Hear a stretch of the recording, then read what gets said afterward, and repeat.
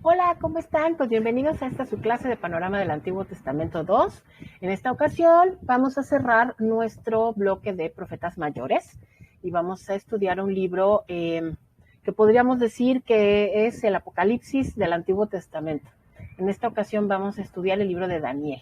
Entonces, pues antes de empezar, les quiero pedir que por favor me acompañen en oración para que sea nuestro Señor el que nos enseñe. ¿Sí? Va adelante. Señor, te pedimos por favor que en este momento seas tú el que tome control de esta clase, Señor, que sea tu Santo Espíritu el que sea nuestro Maestro, que sea Él el que nos enseñe, que nosotros podamos aprender, Señor, las verdades de tu palabra, que podamos entender, Señor, los mensajes que nos has dejado a través de tu santo libro. Nos ponemos en tus manos, Padre Santo, en el nombre de nuestro Señor Jesús. Amén. Bueno, pues como les decía, en esta ocasión vamos a hablar del libro de Daniel. Entonces, sin más preámbulo, vamos a empezar. Y ya saben, vamos a compartir pantalla.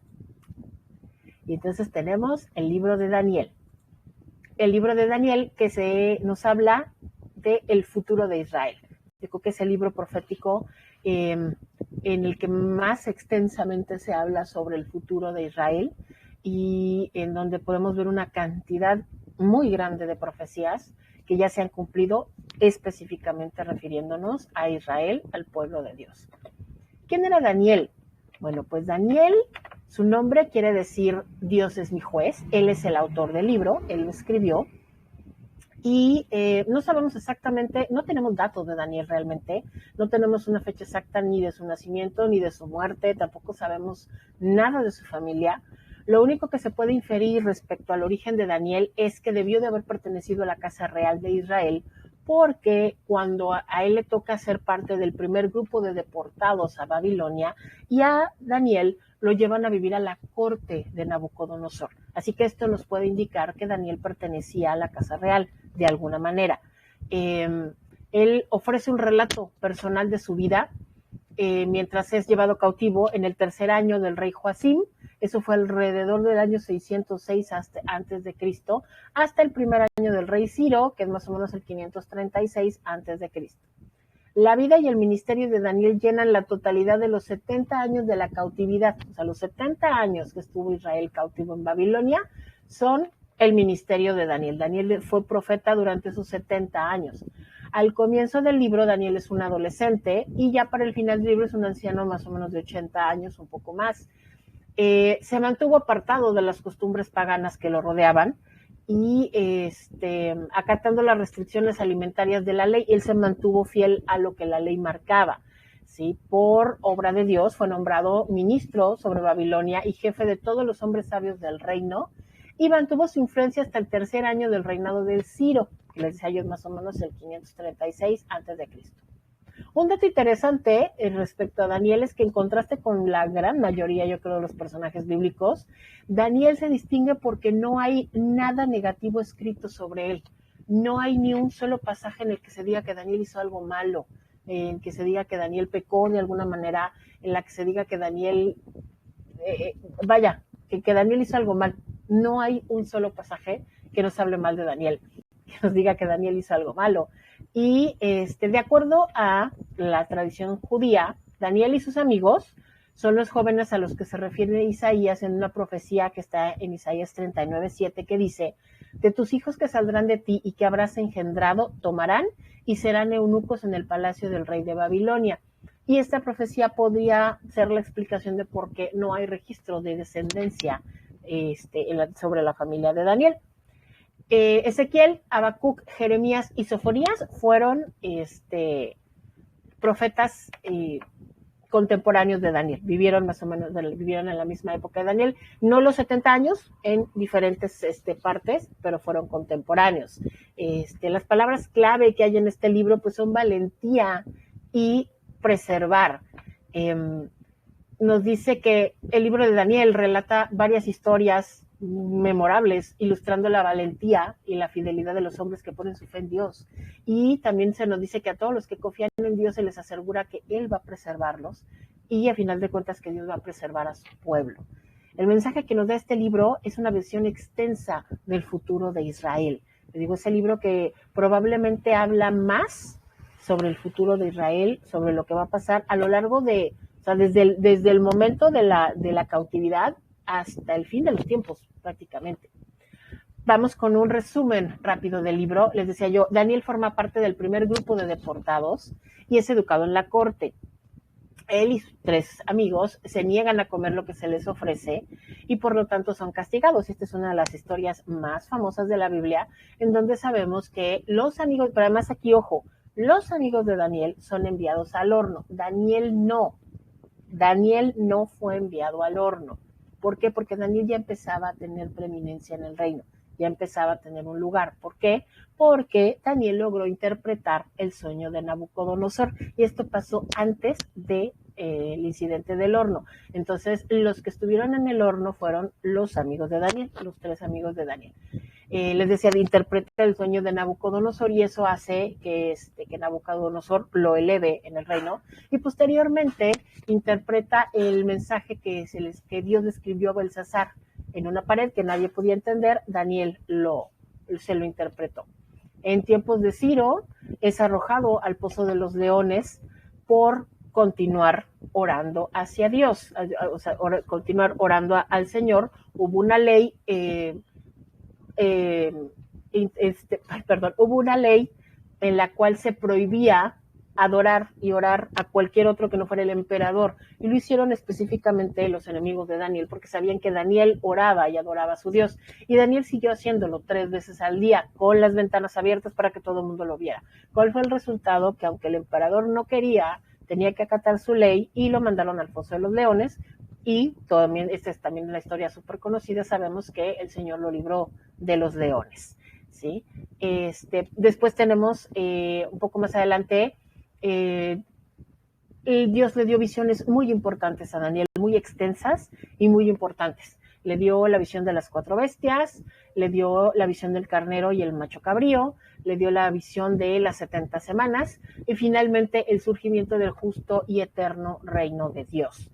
Una particularidad que tiene el libro de Daniel es que el libro de Daniel está escrito en 2 idiomas. El libro de Daniel está escrito en arameo y en hebreo.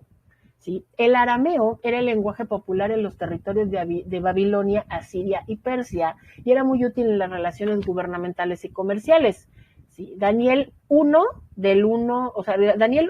y 2 hasta el versículo 4 y del capítulo 8 hasta el final están escritos en hebreo, debido a que su enfoque es más directo a los asuntos propios del pueblo de Israel que hablaba hebreo, mientras que la fracción que está del capítulo 2, versículo 4 al capítulo 7, versículo 28, pasa al arameo porque el tema está centrado más en otras naciones y en asuntos propios a otras naciones. Y como les decía, el arameo era un idioma más conocido fuera de Israel y más comercial, ¿no? Entonces, puede ser que esa sea la razón por la cual este libro está escrito en estos 2 idiomas.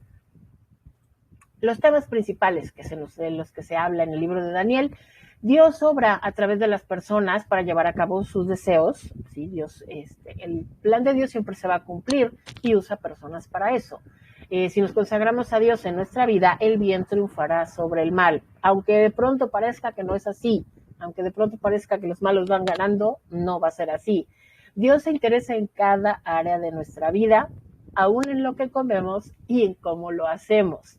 Y solo Dios lo sabe todo, lo ve todo y lo oye todo. Por lo tanto, solo Él es digno del señorío en nuestra vida.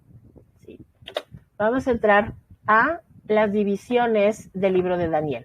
El libro de Daniel se divide en 2 grandes partes, ¿sí? Los capítulos 1 al 6 nos presentan un relato histórico y los capítulos 7 al 12 nos presentan un relato profético. Esta es la razón por la cual, como prácticamente la mitad del libro es un libro biográfico histórico, yo les había ya comentado cuando iniciamos el estudio de los profetas, que Daniel no está incluido dentro de los libros de los profetas en las escrituras hebreas. Daniel está como un libro histórico, no como un libro profético.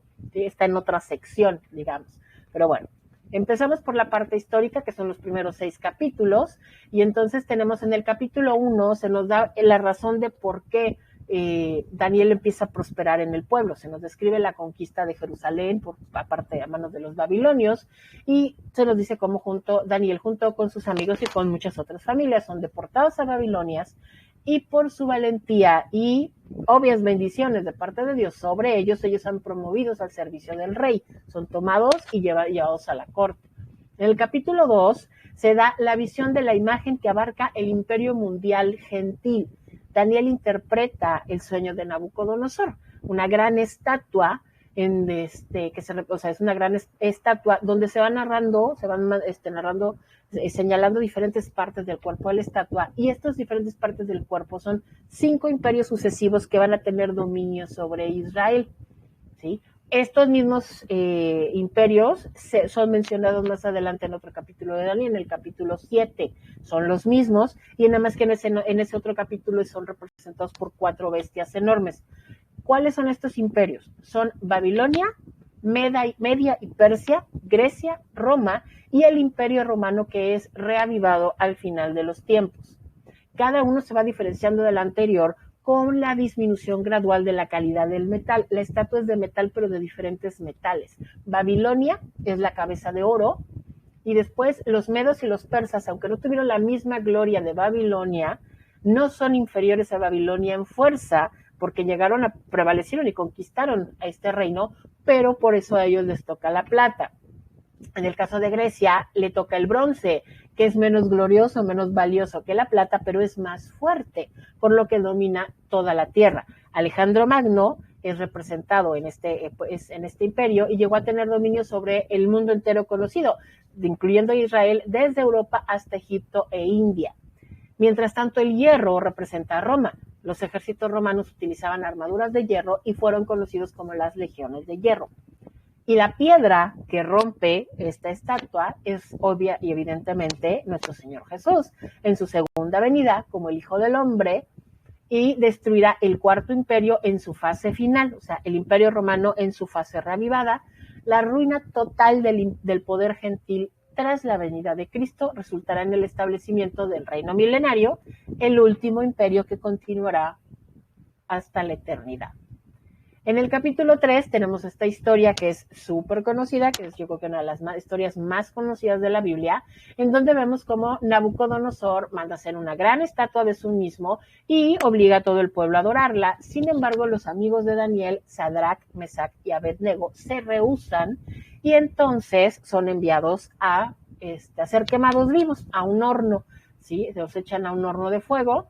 Y la historia nos cuenta, en este relato se nos cuenta que estaban allá adentro y los veían por una rendija, por una ventana, y entonces como no les pasaba nada y veían que estaban allá adentro y no les pasaba nada, les subían la intensidad al fuego y se veía una cuarta persona con ellos. Ojo, esa cuarta persona no es Daniel, sí, esa cuarta persona fueron los amigos de Daniel, como ya les había dicho, los que entraron al horno. Daniel no. ¿Quién era esa cuarta persona? Los estudiosos están de acuerdo en señalar que esa cuarta persona es Jesús, es Cristo antes de ser encarnado, que estuvo con ellos en el horno y los protegió. Después, en el capítulo 4, Nabucodonosor tiene la visión de un árbol. Esta historia representa a Nabucodonosor, probablemente, esto es la historia, digamos, de los eventos históricos, después del 605 a.C., las criaturas que se ven ahí se representan al pueblo, que está bajo el dominio de Nabucodonosor, y la caída del árbol representa el juicio de Dios sobre él. A final de cuentas, Nabucodonosor fue juzgado por Dios por su soberbia, y entonces, ¿qué fue lo que le pasó? Fue juzgado de una manera muy, muy fuerte, porque el Señor lo volvió loco, Dios lo volvió loco, y resulta que Nabucodonosor empezó a ir por los montes y a comportarse como un animal, incluso comía hierba, y esto duró 7 años, no se crean que fue poquito tiempo, fueron 7 años que el emperador Nabucodonosor se comportó como si fuera una oveja o un chivo, comiendo hierba, sin ropa, allí en el monte, viviendo como un animal, hasta que es restaurado una vez que él reconoció y admitió el poder y la soberanía de Dios. En el capítulo 5 se nos habla de la fiesta de Belsasar y la caída de Babilonia. Estos acontecimientos ocurrieron más o menos en el 539 a.C., 2 décadas después de la muerte de Nabucodonosor. Belsasar, hijo de Nabucodonosor, hizo un mal uso de los objetos del templo. Cuando Nabucodonosor llegó a Israel y se llevaron a toda la gente deportada, se robó los instrumentos del templo, todo lo que era de oro y de plata, todos los vasos, los platos, todo se lo robó y quedó en el tesoro de Nabucodonosor. Entonces resulta que su hijo Belsasar está en una celebración y manda en su borrachera, porque ya estaban borrachos, y en su borrachera manda que trae, se acuerda que están esos platos y esos vasos ahí en el tesoro, y los manda a traer y les dice a sus empleados, ¿no? a sus siervos, que traigan los vasos y los platos y los usan para la borrachera. Objetos que estaban consagrados para el servicio a Dios, para el servicio en el templo, son usados para una borrachera. ¿Qué es lo que sucede? Que esto obviamente es una total ofensa a Dios, y entonces como respuesta recibe un mensaje de Dios escrito en la pared, solo se ve una mano que escribió un mensaje. Daniel es el único que puede interpretar ese mensaje, y en ese mensaje Dios le dice que viene juicio sobre él, que va a ser un juicio inmediato, y eso fue inmediato porque se estaba refiriendo a la invasión por parte de Media y Persa, los medos y los persos, que llegaron e invadieron Babilonia ese mismo día, esa misma noche, invadieron Babilonia y tomaron el control del reino, de todo el imperio, tomaron el control. Pasa el tiempo, y entonces ahora pasamos al capítulo 6, en donde se nos dice que ya para este momento, para el capítulo 6, Daniel ya tenía más de 80 años, ya era un anciano, y ya había disfrutado pues de las bendiciones del Señor durante prácticamente toda su vida. ¿Sí? Pero entonces, ¿qué pasa? Los enemigos de Daniel se dan cuenta. Daniel nunca negó su origen. Daniel nunca negó el hecho de que él era judío y de que servía a Jehová. Nunca lo negó, nunca lo escondió. Entonces, ¿qué pasó? Que los enemigos de Daniel, pues obviamente por envidia, al querer destruirlo, convencen al emperador de que emita un edicto en el cual toda la gente no puede, queda estrictamente prohibido adorar a cualquier otro dios que no sea el emperador. O sea, elevan a la categoría de Dios al emperador y les digo, y entonces prohíben que cualquier persona adore a otro dios que no sea el emperador. Lo hicieron sabiendo que Daniel adoraba a Jehová, o sea, adoraba a otro dios que no era evidentemente el emperador. Y entonces, ¿qué pasó? Que Daniel, en lugar de esconderse o en lugar de dejar de adorar al Señor, Daniel lo siguió haciendo. Y Daniel oraba y adoraba al Señor 3 veces al día. Y cada vez que lo hacía, abría las ventanas de su recámara para que todo el mundo pudiera verlo. ¿Qué pasa? Pues que por ese edicto que firmó, el emperador tuvo que castigar a Daniel, aunque no quería hacerlo, porque ya había firmado los edictos, y una vez firmados ya no había manera de deshacerlos. Así es que Daniel es enviado al foso de los leones. Aquí es librado milagrosamente, el Señor envía un ángel que cierra la boca de los leones, y se nos dice cómo la noche fue un tormento para el emperador. Él estaba ansiando que llegara el día para ver qué había pasado con Daniel, así que cuando amanece corre al foso y Daniel está vivo, y ahí están los leones. O sea, ahí están los leones, pero Daniel está vivo, ¿no? Y entonces vemos cómo el Señor lo libra y el emperador reconoce el poder del Señor, ¿sí? Aquí entramos entonces ahora a la parte profética, ¿sí? Perdón. Entramos a la parte profética del libro, que es la segunda mitad, y de aquí en adelante son profecías muy largas, son profecías, no son profecías tan densas como las profecías de Ezequiel, pero sí son profecías muy largas y son profecías tremendamente específicas. Sin embargo, al igual que Ezequiel y al igual que todos los profetas, se tiene que tener un conocimiento histórico y un conocimiento profundo de la palabra de Dios y del lenguaje que utiliza la palabra de Dios para realizar sus metáforas y sus figuras, para poder entender las profecías, para poder interpretarlas de manera correcta. Casi todas las profecías mencionadas en Daniel, probablemente más de la mitad de las profecías mencionadas en Daniel, ya se han cumplido sabemos que ya se han cumplido, pero todavía quedan algunas profecías que no se han cumplido porque se refieren todavía al futuro. Empezamos en el capítulo 7 y en el capítulo 7 resulta que este capítulo es una retrospectiva. Los capítulos 7 y 8, en realidad, esas visiones que el Señor le dio a Daniel, en realidad ocurrieron después del capítulo 4, pero antes del capítulo 5. O sea, entre los 20 años, entre Nabucodonosor y Belsasar. En ese periodo, o sea, antes de que subiera Belsasar como rey, en ese periodo es que ocurren estas visiones. Sin embargo, el libro lo ordenan de esa manera que quede todo lo histórico y biográfico en la primera mitad y todo lo profético en la segunda mitad. ¿Sí? Entonces, en estos capítulos, en el capítulo 7, a Daniel se le da un sueño y en este sueño anticipa la venida del rey de Israel para poner fin a todos los reinos gentiles y establecer un reino eterno. En este capítulo se nos da otra visión de los 4 grandes imperios que fueron mencionados en el capítulo 2. ¿Sí? En el capítulo 2 se manejó su apariencia externa. En el capítulo 7 vemos la naturaleza interna de estos reinos. Están representados por 4 bestias, como vimos en el capítulo 2 se representaban por metales que formaban parte de una misma estatua. En esta ocasión son bestias que representan a los mismos reyes, a los mismos reinos que se representaron en la condición anterior, y también se mencionan a reyes, y estos reyes son mencionados como cuernos pequeños. Estos cuernos, los líderes más sobresalientes, son los líderes más sobresalientes de estos imperios, como Nabucodonosor, como Ciro, como Alejandro Magno, y el último cuerno pequeño, se mencionan 2 cuernos pequeños, el último cuerno pequeño es el anticristo, ¿sí? Después en el capítulo 8 se le da una segunda visión, que se llama la visión del carnero y del macho cabrío. Esta visión le es explicada a Daniel por el ángel Gabriel.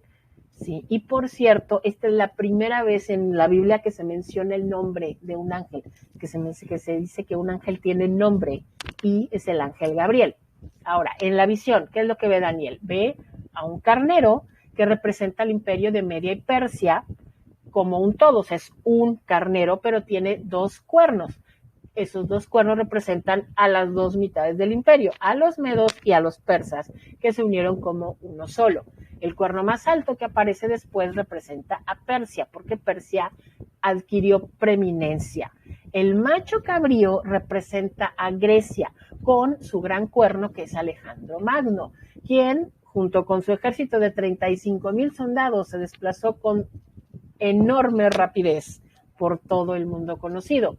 El cuerno quebrado es Alejandro en su muerte prematura. Alejandro Magno, a pesar de haber sido un hombre súper poderoso y uno de los conquistadores más grandes que ha existido en la historia de la humanidad, murió muy joven, murió a los 33 años, ¿sí? Los 4 cuernos, el cuerno grande se rompe y se ven 4 cuernos que salen después, son los generales, son sus 4 generales que se convirtieron en reyes sobre los 4 sectores del imperio griego después de Alejandro. Son cuernos más pequeños y además se menciona que no son, que son ajenos, que son diferentes a él porque no eran su descendencia, no eran hijos suyos. Si era gente de él, eran sus generales, pero no eran hijos suyos. Así es que se menciona. Esta parte, por cierto, toda esta profecía sobre Alejandro Magno y tan específica que se da respecto a cómo va a llegar y cómo va a invadir todo el mundo conocido, cómo va incluso a conquistar al imperio más poderoso del mundo en ese momento, que era Babilonia.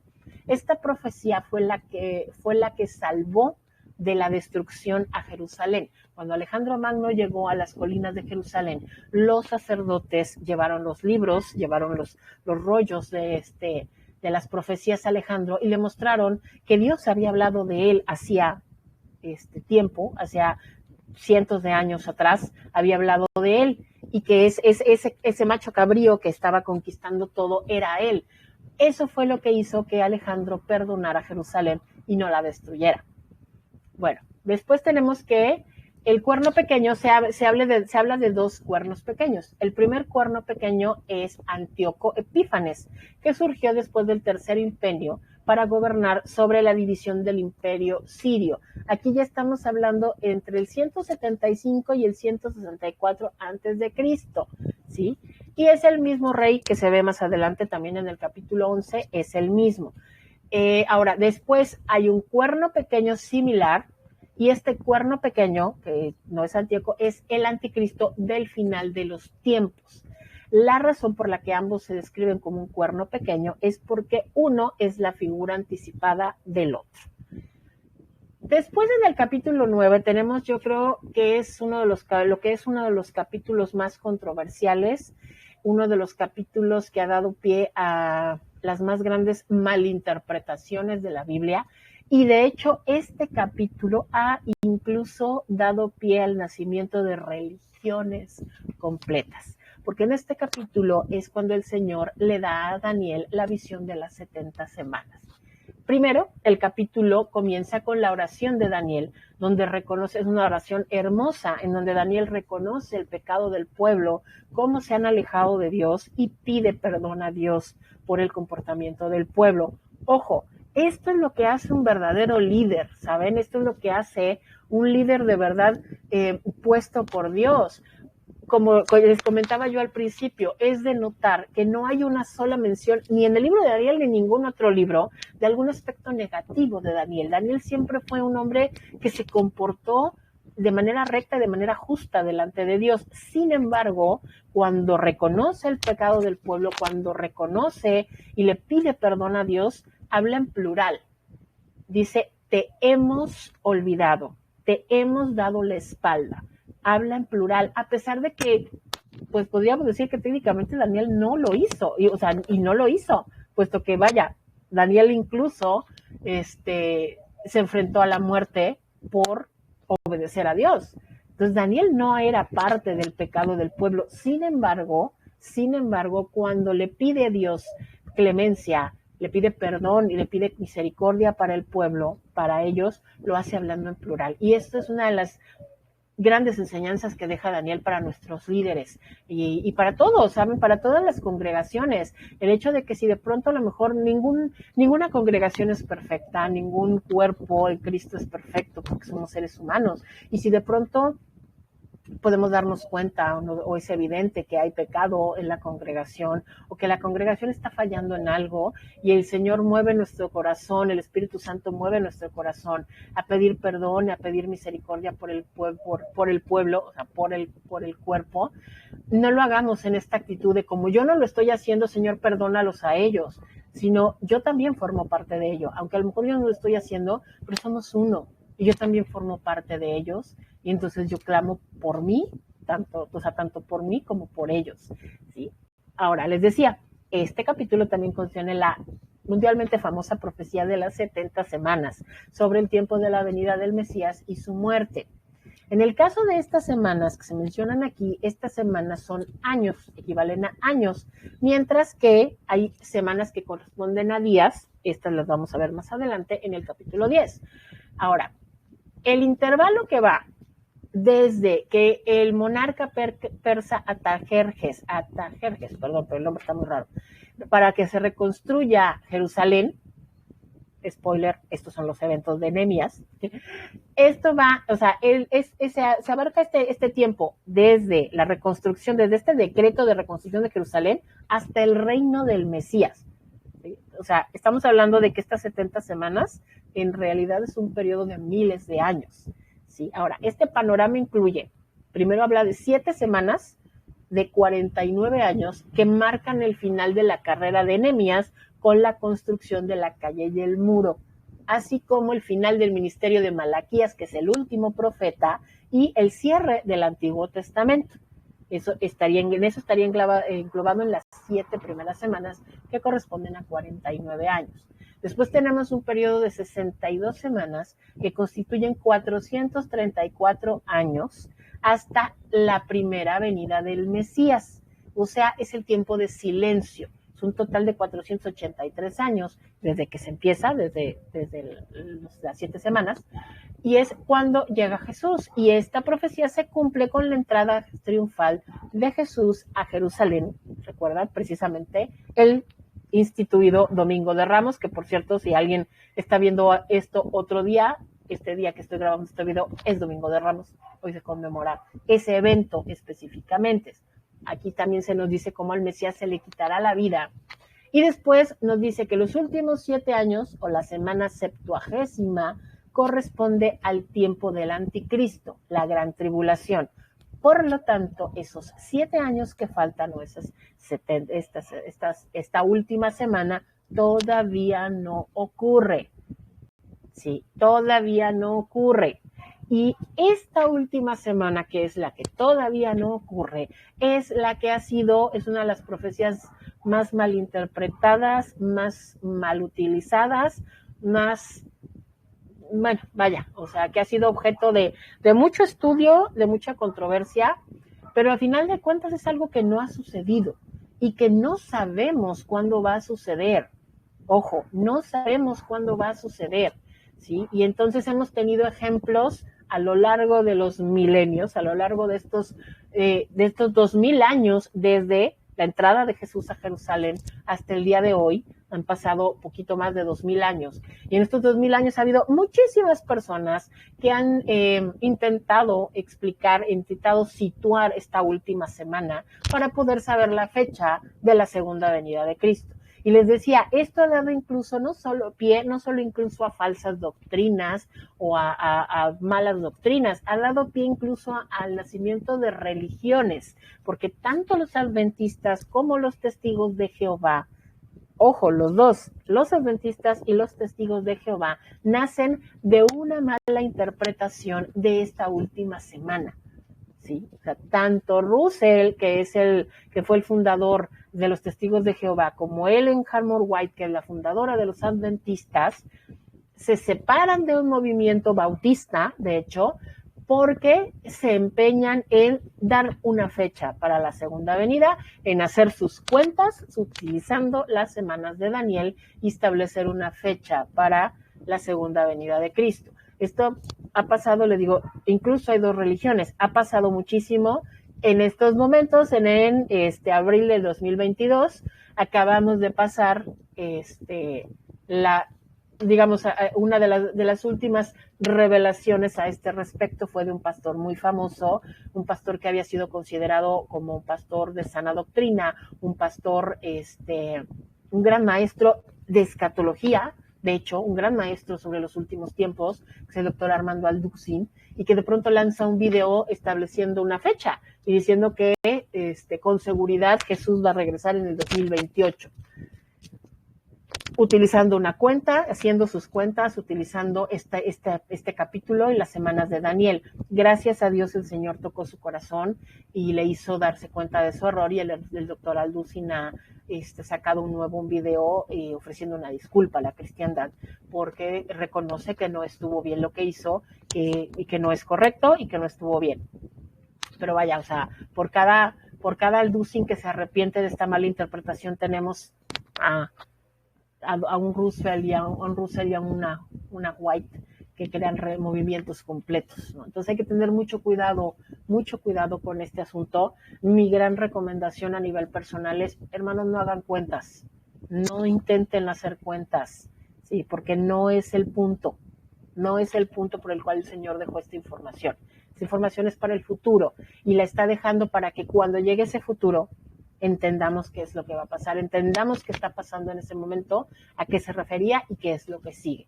Pero por favor no hagan cuentas, porque además recordemos que nuestro Señor Jesús estableció, Él lo dijo y salió de su boca, que nadie, ni siquiera Él mismo, sabe el día y la hora.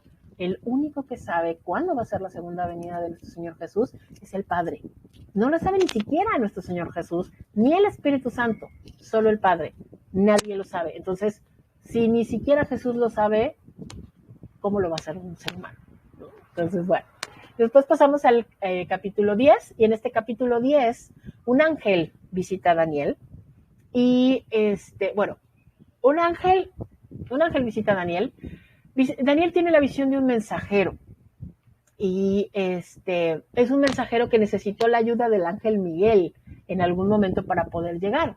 Pero entonces resulta que cuando se da esta descripción de este mensajero que llega con Daniel a decirle que además le asegura que sus oraciones, esas oraciones por el pueblo, las oraciones que se dieron en el capítulo anterior, fueron escuchadas por el Señor, fueron escuchadas, pero resulta que tuvo un retraso de 3 semanas y no pudo llegar. ¿Por qué? Porque hubo una oposición en el cielo. Un ángel de maldad se opuso a Gabriel en una batalla espiritual y por eso este mensajero no había podido llegar. Ahora, este mensajero no tiene nombre, en la Biblia no se le asigna un nombre, sin embargo, por la descripción que se le da, su descripción física que se da, hay algunos estudiosos, muchos estudios que consideran que es una visión de Cristo antes de encarnarse, porque esta visión que se da es casi idéntica a la descripción que se da de Cristo en Apocalipsis 1, 13 y 14. Y la reacción de Daniel es muy similar a la reacción de Juan en ese momento en el que está en Apocalipsis 1, 17. Entonces, probablemente este mensajero que llega a hablar con Daniel es Cristo encarnado, antes de encarnarse, ¿sí? Ahora, les decía yo, este mensajero no le voy a poner nombre porque la Biblia no le pone nombre, pero este mensajero le dice a Daniel que hubo un retraso, ya se lo dije, porque hubo una batalla en los cielos, hubo un ángel que emprendió una guerra espiritual y que estaba en guerra con Miguel. Miguel es el protector del pueblo, Miguel es el protector de Israel. Entonces, ¿qué nos enseña? O sea, esta guerra nos enseña que Satanás ha emprendido una guerra espiritual para influenciar a las generaciones y a naciones enteras en contra de Dios y de su pueblo. ¿Sí?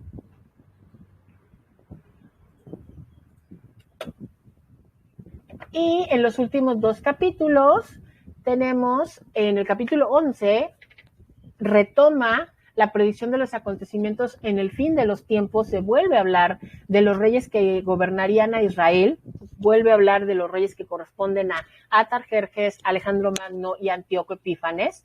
También nos habla del rey del sur, que es el rey de Egipto, y el rey del norte, que es Siria. Y también nos da detalles, muchos detalles, sobre el anticristo y sus movimientos militares. Se habla mucho de ese otro rey, de ese otro cuerno pequeño que es el anticristo. Entonces, toda esa parte que tiene que ver con ese último rey es algo que todavía evidentemente no sucede. Y ya en el capítulo 12, los primeros 3 versículos, así los primeros 3 versículos nos hablan de la gran tribulación y de la resurrección de los muertos.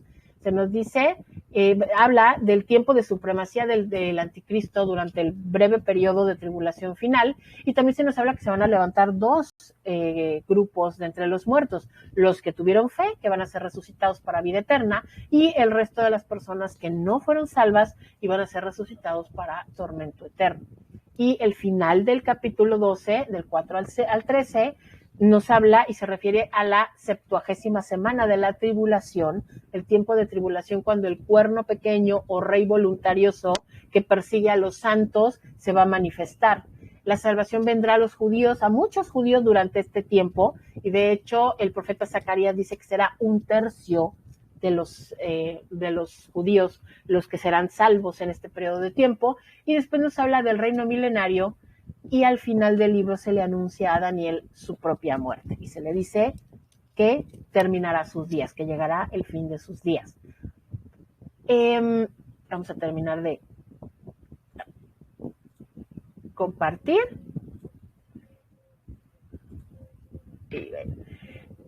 El libro de Daniel es un compañero, ¿saben? Por eso les decía, el libro de Daniel es un compañero de Apocalipsis.